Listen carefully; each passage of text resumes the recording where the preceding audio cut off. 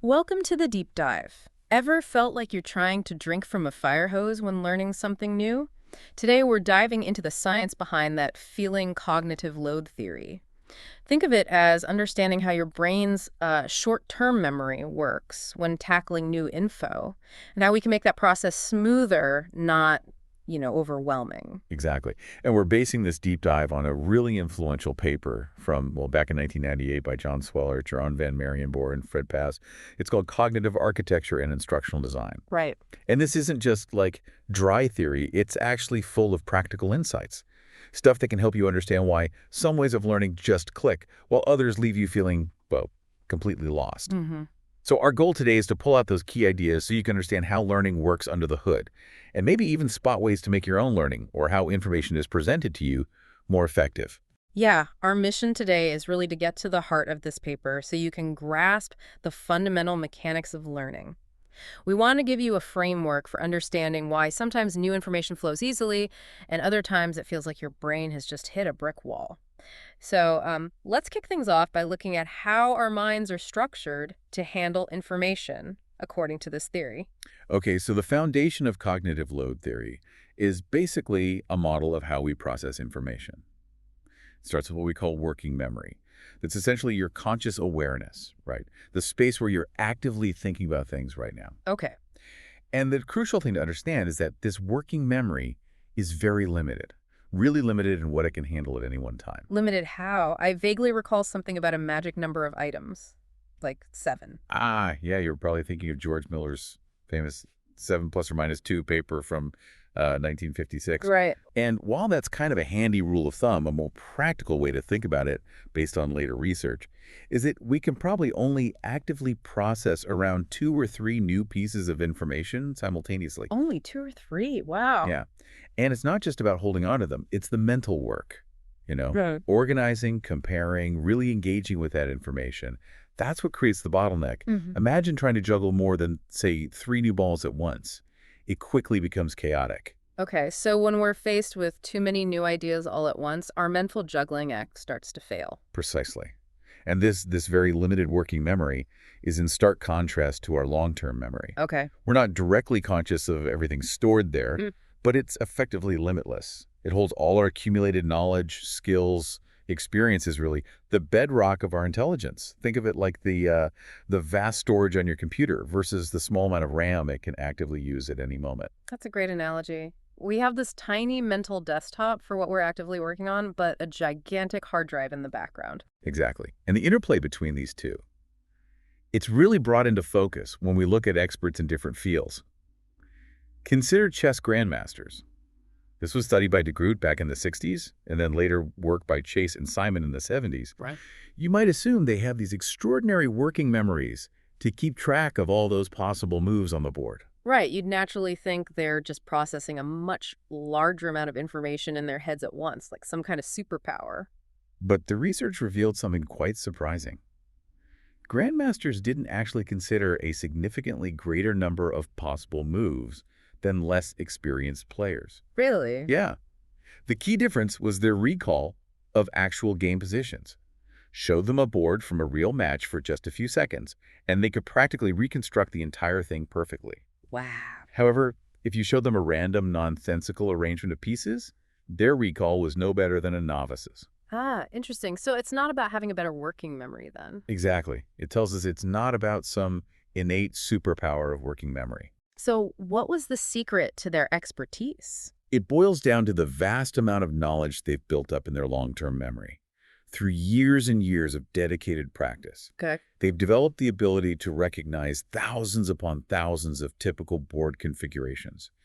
When they encounter a familiar pattern, they don't need to consciously reason through every possible move in their working memory. Right, they just see it. They instantly recognize the situation and the strong moves associated with it. It's all about pattern recognition, drawing on that massive reservoir of long-term memory. So the key takeaway is that becoming an expert isn't about having a superpowered brain in the moment, but about building up this vast library of knowledge and experience in your long-term memory through, well, lots of practice. Precisely. Novices, in contrast, when faced with a problem, they often have to rely on general problem-solving strategies within their limited working memory because they haven't yet built up that domain-specific knowledge. Right, they're starting from scratch each time, almost. Kind of, yeah. And as we've discussed, working memory isn't really designed for handling complex reasoning with lots of unfamiliar elements. This often leads to cognitive overload and difficulty in learning. Makes sense. So the implication for how we teach and learn is pretty clear. Mhm. We should prioritize helping learners build that crucial domain-specific knowledge in their long-term memory, rather than just focusing on general reasoning skills in isolation. Okay, so that leads us nicely into the concept of schemas, right? This is how that wealth of knowledge in our long-term memory is organized. Exactly. Schema theory, outlined by Chai, Glaser, and Rees in their 1982 work, proposes that our long-term memory stores knowledge in the form of schemas. Think of a schema as like a mental framework or a blueprint. Okay. It categorizes information based on how we're likely to use it. It's like having, well-organized folders on your computer's hard drive. Can you give us a concrete example of a schema? Sure. Think about your schema for dog. Yeah. You could recognize countless different breeds, right? Even though they vary widely in size, shape, color. Right. Your dog schema contains the essential features: 4 legs, fur, a tail, barking, usually, and how these features typically relate to each other. Mm-hmm. Or consider your schema for ordering food at a restaurant. It includes understanding the menu, placing your order, waiting, eating, paying. You access this schema every time you go to a restaurant without having to consciously think through every single step. So schemas are like mental shortcuts. They help us make sense of the world and act efficiently. That's a great way to put it. And these schemas, they aren't just passively stored. They're actively built and refined through our experiences. Mhm. Learning to read, as the paper points out, is a perfect illustration. How so? Well, we start by building schemas for individual letters. Then we combine those into schemas for words, and then words into phrases, sentences, and so on. It's a bottom-up, constructive process of building increasingly complex and interconnected knowledge structures. Got it. And what are the key advantages of having these well-developed schemas? 2 major benefits. First, as we've touched on, they allow us to organize and store vast amounts of information efficiently in long-term memory. Okay. But perhaps even more crucially for learning, they significantly reduce the load on our working memory. Oh, okay. How does that work? A well-formed schema, even if it encompasses a huge amount of detailed information, can be treated as a single coherent chunk or element within our limited working memory. Like zipping a file. Exactly. Think of it like zipping a large folder on your computer. Yeah. It still contains all the files, but it's now a single manageable entity.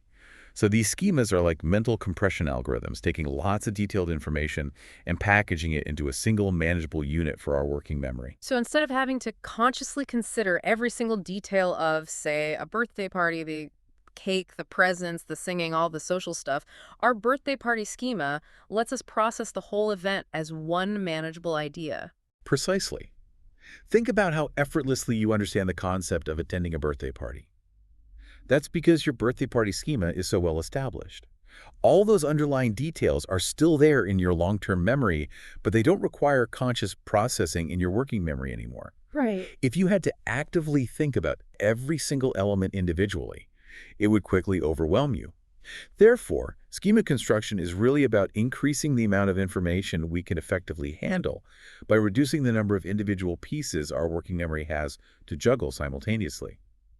The authors argue this should be a primary aim of education and training. Okay, so we build these knowledge frameworks, these schemas, over time, but the paper also discusses something called schema automation. What's the difference between just having a schema and having an automated one? Yeah, that's a crucial distinction. Schema automation is the process of making the use of a schema more and more efficient. So it requires significantly less conscious effort and consumes fewer working memory resources. Think about the difference between conscious and automatic processing. This was explored by Schneider and Schifrin back in the late 70s. Conscious processing happens in our working memory and is subject to all the limitations we've discussed. Right, the bottleneck. Exactly. Automatic processing, on the other hand, largely bypasses working memory. It's fast, effortless, and often happens outside of our direct awareness. It's like when you're first learning a new language and you have to consciously think about every word and grammatical rule. But after years of practice, you can speak and understand fluently without that deliberate mental effort. That's a perfect analogy for schema automation. Yeah. It develops through extensive and consistent practice. With enough repetition, a skill or a process that initially required significant conscious attention can become highly automated. Meaning it can be carried out with minimal conscious effort. Right, freeing up valuable working memory resources for other tasks. The paper uses the reading example again. As adults, we don't consciously process each individual letter to read a word. That process became highly automated during childhood. Mm. But for a child just learning to read, each letter requires deliberate conscious attention and effort. So things that initially take up a lot of our mental bandwidth eventually become like background processes that we don't even have to actively think about. Precisely. And the power of this automation in problem solving was highlighted by Kotowski, Hayes, and Simon in the 80s. They looked at what they called isomorphic problems, problems with the same underlying structure but different surface details. Okay. They found that problems involving familiar, automated rules could be solved up to 16 times faster and with significantly less error than structurally identical problems that involved unfamiliar rules. 16 times faster. Wow, that's huge. It is. This dramatic difference was attributed to the working memory freed up by the automated rules. If the rules weren't automatic, problem solvers had to dedicate most of their limited working memory just to remembering and applying the rules, leaving very little capacity for actually understanding and solving the core problem. That's incredible. It really underscores how automation is a key step in moving from being a novice to becoming an expert. Absolutely. When a schema becomes highly automated, like instantly recognizing how to rearrange a basic algebraic equation, you don't have to consciously walk through each step in your working memory. Right. That freed up mental space can then be used to tackle more complex aspects of the problem, or to understand the underlying concepts more deeply. Similarly, if your word recognition during reading is automated, you can focus your conscious attention on comprehending the meaning of the text rather than struggling with individual words. Gotcha. Later work by Van Marienboer emphasized that effective instructional design should actively promote both the construction of useful schemas and the automation of those schemas for frequently used aspects of a task. Okay, so we have this picture of how our brains are structured. Limited working memory, vast long-term memory storing schemas, which can become automated through practice. Now, how does all of this connect with cognitive load theory itself and how we should design, effective learning experiences? Right. Cognitive load theory essentially provides a framework for understanding how instructional design can either support or hinder learning by considering the demands it places on our working memory. Okay. If the cognitive load imposed by instruction is too high for our limited working memory capacity, we just won't be able to process the information effectively. And the crucial process of schema construction in long-term memory will be significantly hampered. Makes sense. The theory identifies three primary types of cognitive load that are at play during learning. All right, let's break these down. What's the first type? The first type is what we call intrinsic cognitive load. This load is inherent to the complexity of the material itself. Specifically, it's determined by what's known as element interactivity. Element interactivity. What does that mean exactly? It refers to the number of elements that need to be processed simultaneously in working memory in order to understand the material. Think of it as the inherent difficulty woven into the fabric of the subject matter. Okay. Can you give us a clearer idea of high versus low element interactivity? Certainly. Learning pairs of words and their definitions, for example, like studying vocabulary in a new language, typically has low element interactivity. You can learn that agua means water relatively independently of other vocabulary words or grammatical rules. Right, you can learn them one by one. Pretty much, yeah. Each word meaning pairing can be learned more or less in isolation. However, trying to learn the grammar of that same language has high element interactivity. Ah, huh? The rules governing word order, verb conjugations, noun declensions, they all interact with each other. You can't really learn one in isolation without understanding its relationship to the others. Understanding requires holding and processing multiple interacting elements at the same time. So it's like trying to understand all the interconnected parts of a complex machine versus learning the names of the individual tools in a toolbox. That's a good way to think about it. Mathematical concepts often fall into this category of high element interactivity. Yeah. Consider learning to solve an equation like x plus yz for xa. To truly understand why you perform each step, multiplying by z, then subtracting g, you need to simultaneously consider the principles of algebraic manipulation, the concept of equality, how each operation affects the different parts. These elements are highly interactive. Right, you can't just learn them as isolated steps. Exactly.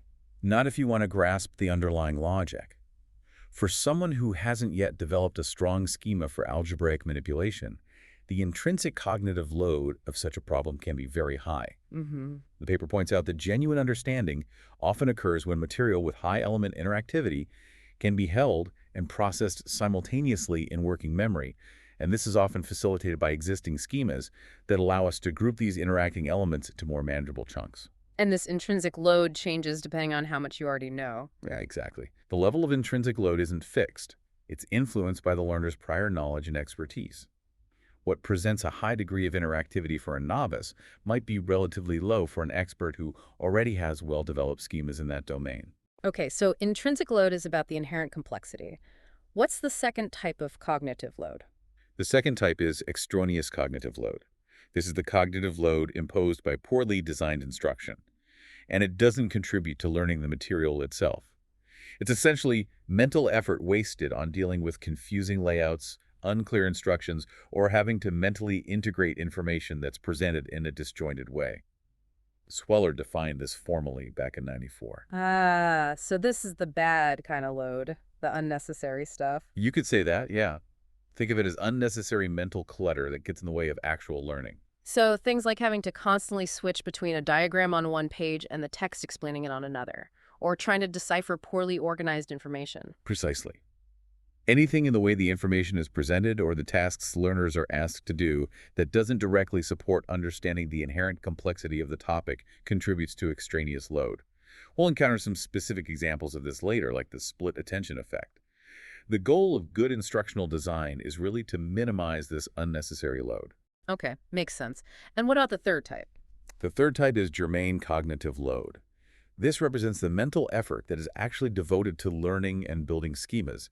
It's the productive cognitive work, the deep processing that directly contributes to the development of understanding and the acquisition of new knowledge in long-term memory. So this is the good kind of load, the effort that actually leads to learning. That's right. Effective instructional design aims to minimize extraneous load so that more of our limited working memory capacity can be allocated to this crucial germane load, the active construction of those useful knowledge structures. So it's about clearing away the mental obstacles created by bad teaching so we can focus on the real work of understanding and building knowledge. Exactly. The ultimate goal is to reduce extraneous load as much as possible and, within the constraints of working memory capacity, to optimize germane load, the mental effort that leads to lasting learning, the development of robust schemas, and ultimately the acquisition of expertise. This all provides a really helpful framework. But how do we actually go about measuring this cognitive load? It's not something you can directly observe, is it? You're absolutely right. It's not something you can easily put a number on directly. The paper discusses various approaches researchers have used. Initially, a lot of the research relied on indirect measures, things like looking at learning times or error rates on tasks. Okay. For instance, if one instructional method consistently led to faster learning or fewer errors on subsequent transfer tasks compared to another method, it was often inferred that the more effective method imposed a lower cognitive load. Right. Makes sense. Sweller's early work also used computational modeling to simulate cognitive processes and explore the impact of different strategies. Another technique involved using secondary tasks. Secondary tasks, how do those provide insight into cognitive load?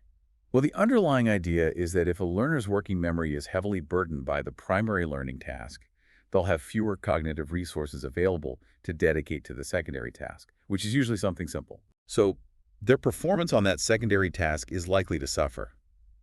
It's sort of like trying to have a complex conversation while simultaneously trying to solve a difficult mental math problem. The harder the math, the harder it is to focus on the conversation. Yeah, definitely. So poor performance on the secondary task is often interpreted as an indication of a higher cognitive load imposed by the primary learning activity. That makes sense. If your mental resources are stretched thin by the main task, you'll have less capacity for anything else. Precisely. Yeah. However, in more recent years, researchers have also increasingly employed more direct measures, particularly subjective self-report ratings. Just asking people how hard they're thinking. Pretty much. Fred Pales and Jeroen van Marienboer developed various rating scales where learners were asked to report on their perceived level of mental effort during or after a learning task. And does that actually work? Surprisingly well, it seems. Their research has shown that these subjective measures can be quite sensitive to differences in instructional design, they're generally reliable, and they're relatively non-intrusive for the learners. It appears people are often reasonably good at reflecting on and reporting how much mental effort they're expending. That's quite fascinating. So, simply asking someone how hard they felt they were thinking can actually provide valuable data. The evidence suggests it can be a useful and informative measure, yeah, especially when comparing the cognitive load associated with different instructional techniques or learning conditions. There's also been some exploration into using physiological measures, like heart rate variability or brain activity monitoring. But the paper mentions subjective rating scales have generally proven more practical and reliable for much of this research. Okay. And how do researchers use these measurements then to actually compare the effectiveness of different teaching methods? That's where the concept of instructional efficiency comes into play. Payas van Marienboer developed a method to integrate measures of mental effort with measures of learning performance. Okay, so combining effort and results. Exactly. By looking at both how much mental effort learners are investing and how well they are actually learning, often measured through post-tests or transfer tasks, you get a much more comprehensive picture of how efficient a particular instructional approach is. How do they do that? They often use standardized scores, like Z-scores, to make the effort and performance data comparable. Sometimes they plot these on a graph, allowing for a visual comparison. For instance, the geometry problem-solving example they mentioned showed how learning from worked examples could lead to both better performance and lower reported mental effort compared to traditional problem-solving practice. Indicating higher instructional efficiency for the worked examples in that case. Right, so it's not just about whether someone can learn something, but also about the mental cost involved in that learning process. A more instructionally efficient method achieves better learning outcomes with a lower investment of mental effort. Got it. So it's not just about whether someone learned something, but also about how much mental strain it took them to get there. A more efficient method gets you better results with less effort. Exactly. Now that we have this foundational understanding of cognitive architecture, the different types of load and how we can try to measure it, we can move on to explore some of the specific instructional procedures that have been developed and studied through the lens of cognitive load theory. All right. The paper discusses several key effects that have emerged. Let's start by looking at the goal-free effect. Goal-free. That sounds a little counterintuitive, doesn't it? Especially when we're trying to learn something specific with a clear objective in mind. It certainly does seem counterintuitive at first glance, yeah. Yeah. The central idea behind goal-free problems, which Sweller explored back in '88, is to actually reduce the extraneous cognitive load that can be associated with conventional problem solving. Especially when you're just starting out. Exactly, especially in the initial stages of learning when learners haven't yet developed well-established schemas for that type of problem. In a typical problem-solving scenario, you're given a starting state and a specific goal, right? Yeah. And you naturally engage in what's called means-ends analysis, constantly comparing where you are now to the goal and trying to figure out steps to reduce the difference. Right, like working backwards sometimes. Kind of.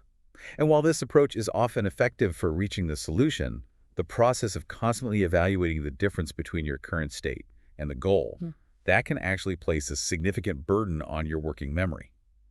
It might not be the most efficient way to learn the underlying principles and build useful schemas. Hmm. Can you give us a more concrete example? The paper mentioned a kinematics problem about motion. Sure. A standard kinematics problem might say, a car accelerates from rest at 2 meters per second squared for 10 seconds. What is the final velocity? Okay. To solve this, you'd identify the goal, final velocity, the givens, initial velocity, acceleration, time, and then search your memory for the right kinematic equation that links these variables. This involves holding all that info in working memory, comparing your no-answer state to the final velocity goal, and selecting the relevant formula. So quite a bit of mental juggling involved, keeping track of everything and trying to find the right formula. What would a goal-free version look like? A goal-free version would give the same initial info. A car accelerates from rest at 2 meter sots for 10 seconds. But instead of asking for a specific value like final velocity, it would ask something like, calculate the values of as many variables as you can. Ah, interesting. Just find whatever you can. Yeah. This seemingly small change fundamentally alters the cognitive processes involved. By removing the specific goal, you eliminate the need for constant means-ends analysis. Learners are instead encouraged to explore the relationships between the given variables and apply any relevant formulas or principles they know to calculate any related quantities. So, the surprising takeaway is that by removing the pressure of a specific target, we actually free up our minds to learn the bigger picture more effectively. It seems so. Hmm. And the research, starting with Sweller and Levine's work in '82, and continuing with studies in kinematics, geometry, trigonometry, even biology, it's consistently shown that learning through solving goal-free problems can actually lead to the development of more flexible and generalizable schemas compared to traditional goal-oriented problem solving, especially for novices. Hmm. Even though the learner might end up calculating the same values, the cognitive processes they engage in are different. Without the constant pressure of comparing progress to a specific goal, they're more likely to focus on understanding the fundamental relationships between problem states and the operators that can be applied. Which is exactly what builds those robust schemas. Exactly. The extraneous cognitive load associated with that goal-directed search process is reduced, allowing more cognitive resources to be devoted to understanding the underlying principles. So sometimes taking away the explicit goal can actually lead to more effective learning of the underlying concepts in the long run. That's a really powerful and somewhat unexpected idea. What's the next instructional procedure highlighted? The next really important effect is the worked example effect. This is another finding that often goes against our intuitive belief that actively solving problems ourselves is always the best way to learn. Okay. What's a worked example? As the name implies, it presents the learner with a problem statement, along with a complete, step-by-step solution already provided. So instead of grappling with the problem yourself, you're essentially shown the complete answer and how to get there. Correct. And a surprising finding, supported by a large body of research across diverse domains, algebra, statistics, geometry, even computer programming, is that studying well-designed worked examples can often lead to better schema construction and improved performance on subsequent transfer problems compared to actually solving the equivalent problems yourself. Better than doing it yourself. That is counterintuitive. It really is, especially during the initial phases of learning a new type of problem. We often strongly associate learning with active engagement in independent problem solving. Right. So why would simply looking at a solution be more effective than the active struggle of figuring it out? The key reason, according to the theory, is that studying worked examples directs the learner's limited working memory resources toward understanding the problem states and the correct sequence of solution steps. Oh. It lets you see how an expert approaches the problem, the rationale behind each step, the overall structure. This can significantly facilitate the development of a well-organized, efficient schema for that type of problem. Whereas trying to solve it yourself from scratch might involve a lot of that inefficient means-ends analysis again. Exactly. When you're actively trying to solve a novel problem, especially if you lack a schema, you often rely heavily on means-ends analysis. And as we've seen, that search process can place a very high load on working memory, consuming resources that could otherwise be used for actually learning the principles and building the schema. So worked examples cut down on that extraneous load. Right. They essentially eliminate the initial, often inefficient search process. Mhm. You're directly presented with an effective strategy, allowing you to focus on understanding the why behind each step rather than just the what. The paper even mentions some long-term studies, like those by Zhu and Simon, suggesting that in certain contexts, learning primarily through studying worked examples can be surprisingly effective. It might even replace traditional classroom teaching for initial skill acquisition in some cases. Wow, that's a pretty powerful statement about the potential of worked examples. But are there any potential downsides or limitations? Should we just stop solving problems? No, definitely not. The paper does acknowledge potential drawbacks to exclusive use of worked examples. Over-reliance might lead to reduced motivation for some or a more passive approach. Right. It could also potentially hinder the development of creative problem-solving skills in the long run if learners don't eventually transition to active problem-solving practice. And the quality of the example matters, I assume? Absolutely crucial. They need to be clear, well-structured, and avoid elements that could introduce other kinds of extraneous load, like the split attention effect, which we'll get to. Okay, so worked examples are a valuable tool, especially early on, but they shouldn't be the only strategy. There needs to be a balance leading to independent problem solving. Precisely. And that brings us nicely to the completion problem effect. This technique can be seen as a sort of bridge between studying fully worked examples and doing conventional independent problem solving. A bridge. How does Uh, that work? A completion problem gives you the problem statement, the goal state, and a solution that is partially worked out. Certain steps or elements are missing for the learner to complete. Ah, okay. So you're not given the entire answer, but you get enough of a scaffold to guide you. Exactly.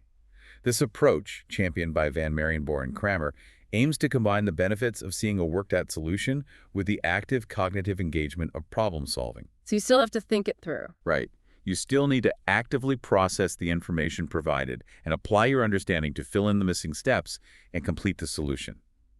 Research by Pies in statistics showed that learning through completion problems, similar to work examples, can lead to better transfer and lower reported mental effort compared to conventional problems initially. Interesting. And Van Marienbor's longer-term studies in computer programming found completion problems were particularly effective for learning program construction skills and helped learners acquire programming templates or patterns. That sounds like a really effective way to encourage more active processing while still providing support to manage cognitive load. Kind of the best of both worlds. It has that potential, yes. It can reduce the extraneous load associated with getting completely stuck on a novel problem, while still requiring learners to actively engage with the solution process and build their own understanding and schemas. Are there any catches? Well, the paper also points out that designing effective completion problems can be quite challenging. You need to carefully consider which parts to provide and which parts to leave out in a way that promotes meaningful understanding. Without being so difficult, it leads to overwhelming frustration and cognitive overload. Right, finding that sweet spot. Okay, we've explored goal-free problems, worked examples, and completion problems, all strategies that seem to manage the cognitive demands of problem solving in different ways. What's the next important concept? Next, we're going to discuss a very significant concept called the split attention effect. This powerfully demonstrates how the specific format in which instructional information is presented can have a substantial impact on cognitive load and learning, even if the core content is exactly the same. Format matters. How so? The split attention effect occurs when learners are required to mentally integrate information from multiple sources that are physically or temporally separated in order to make sense of the material. Oh, I think I've definitely experienced that frustration. It's like trying to follow instructions that keep referring to a diagram on a completely different page, forcing you to flip back and forth, mentally or physically. That's a classic and very common example of split attention in action. The paper itself uses the geometry problem example. A diagram illustrating the problem is in one place, and the corresponding solution steps and explanations are given as separate blocks of text elsewhere. Right. To understand how a step relates to the diagram, the learner has to read the text, hold that info in working memory, then visually search the diagram to find the relevant parts. This process of mentally integrating the disparate pieces, it imposes a significant extraneous cognitive load. So mental effort that isn't actually helping you learn the geometry. Exactly. It's mental effort consumed just by the act of trying to connect the separated sources. Our precious working memory capacity is being used to just trying to bridge the gap between the pieces instead of focusing on processing the actual geometrical content. And the solution is pretty obvious when you think about it. It is, often. The solution, as the paper illustrates with what they call the integrated format, is to physically combine the related information directly. In the geometry example, this means embedding the labels, annotations, and references directly within the diagram itself. So you don't have to do that mental bridging. Right.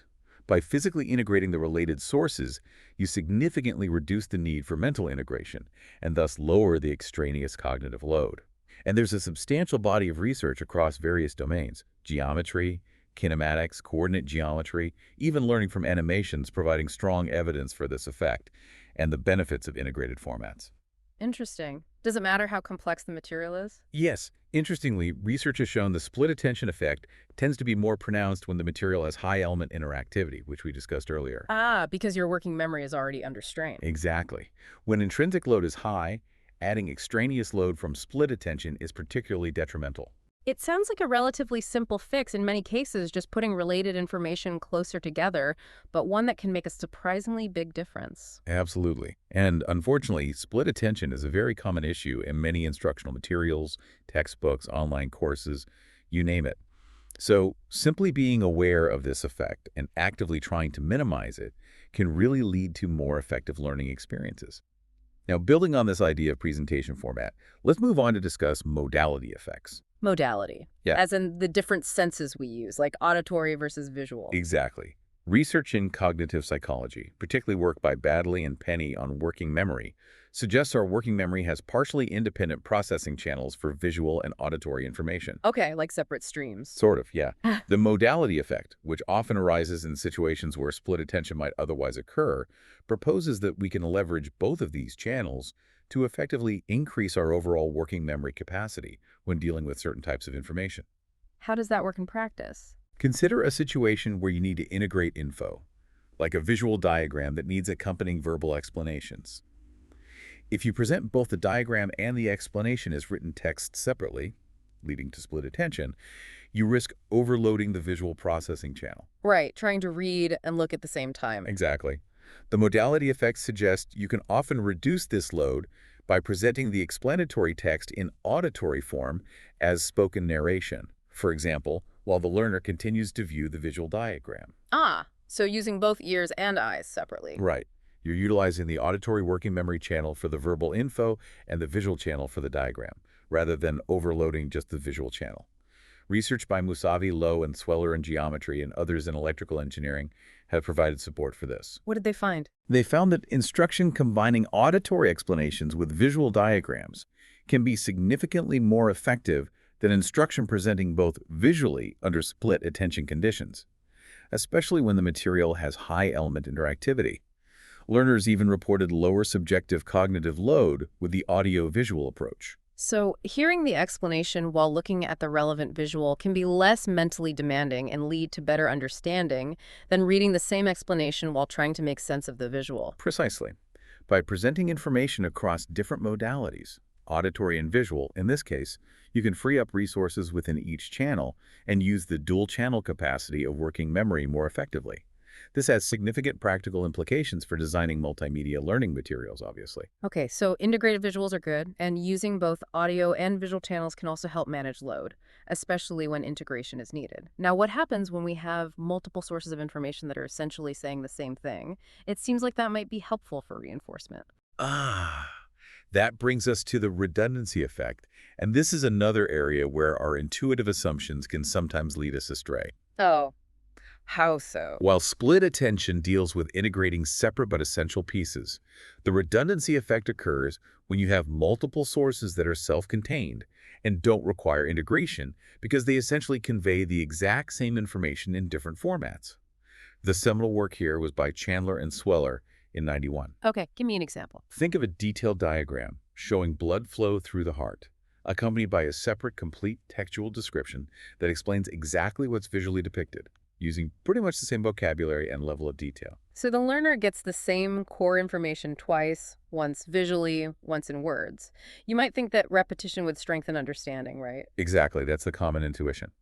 However, research has consistently shown that, under certain conditions, presenting this kind of redundant information can actually increase extraneous cognitive load and hinder learning rather than helping it, Hinder it. Why? because the learner's brain still has to process both sources. Even though they convey the same message, the learner expends cognitive resources attending to and processing both the diagram and the redundant text. This extra processing doesn't contribute to deeper understanding and can actually interfere with processing the essential information. So it's just more clutter for the working memory. Pretty much.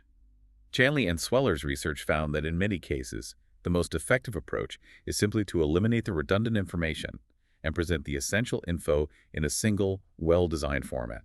That's surprising. I would have assumed that more information, especially presented in different ways, would always be beneficial. Not necessarily, especially if the additional information isn't adding anything new and just requires extra processing. There's been considerable research supporting this across various contexts: paper folding, computer manuals, even early literacy instruction. They found adding pictures that directly illustrated words could sometimes hinder learning.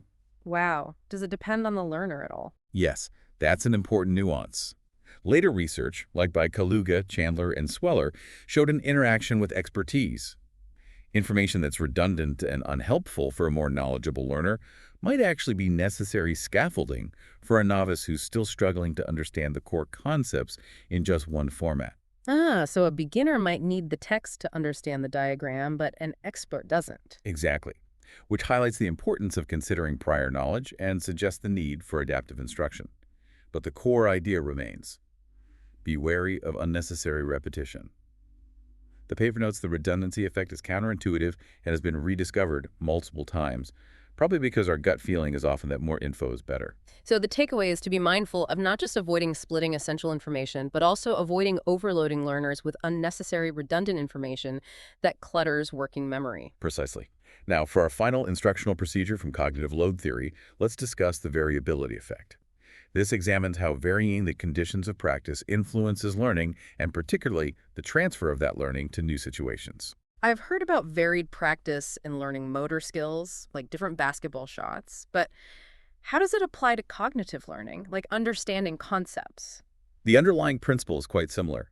Variability of practice, practicing different versions of a task or applying a concept in various contexts, has consistently been shown to improve the transfer of learning.